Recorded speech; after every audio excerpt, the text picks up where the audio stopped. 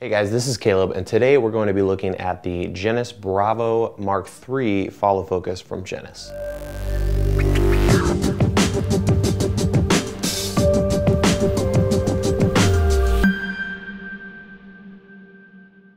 I've kind of had a love-hate relationship when it comes to follow focuses.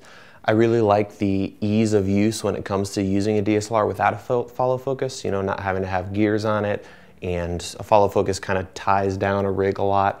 But at the same time, when you have a nice follow focus, it's amazing what you can achieve and how much easier it is to do your focus work and get really precise focus, as well as do some creative stuff with pulling focus. And that's why I really liked this follow focus. Not only is it incredibly smooth and adjustable, it's very well made, very strong, but it also has tons of adjustments and lots of features that make it very useful for filmmaking.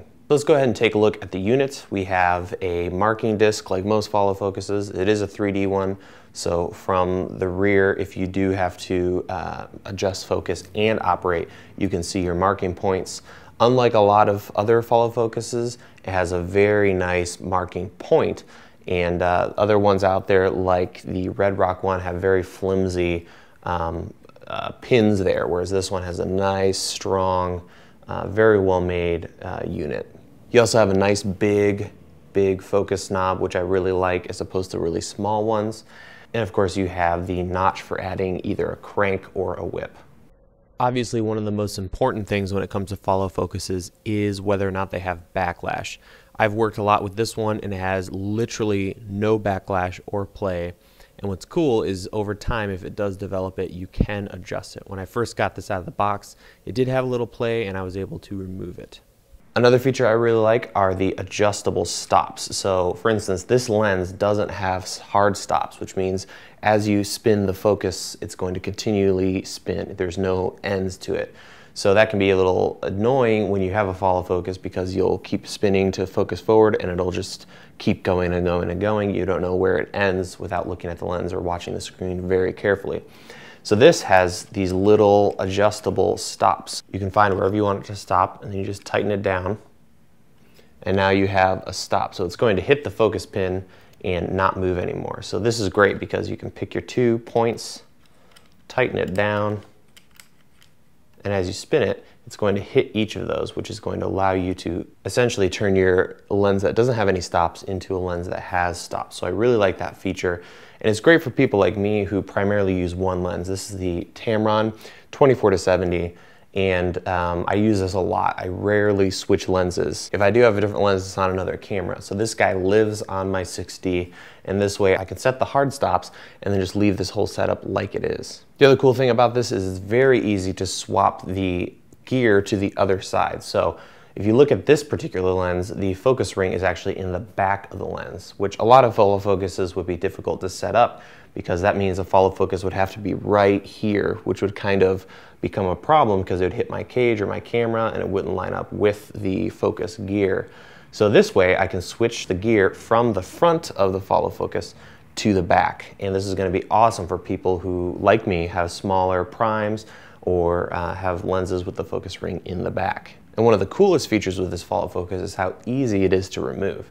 If you look over here at the side, you have 2 knobs. The one on the outside, you just loosen this up and the bottom swings down and the entire follow focus is removed. So it's really easy to attach. If you had a matte box on here and a bunch of stuff on your rods, you wouldn't have to take it all off and slide the follow focus on. You could just simply reach in there like this, line it up with your gear, drop it down and tighten that screw, and boom, your follow focus is ready to go. There's several different adjustments that various follow focuses have.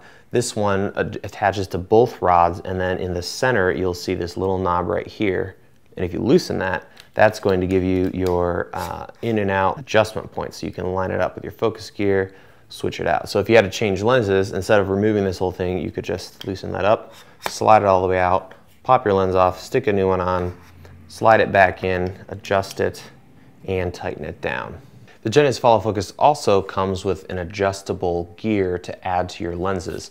and it works really well. You don't have to snap anything. It just has a little knob that you can adjust, and this is going to expand or close down the size of the actual gear. So this will work with a lot of lenses. I would recommend, however, fitting this to the largest lens you have and then clipping off the end. That way you can still use it with other lenses, but it's really annoying when you get it down to a smaller size and then you have this huge amount of gear kind of hanging off the edge here. So really easy to adjust and add to your lenses. So that's nice, comes in a nice cute little bag and gives you everything you need to start using the follow focus. So all in all, I found this to be a great kind of intermediate to advanced follow focus.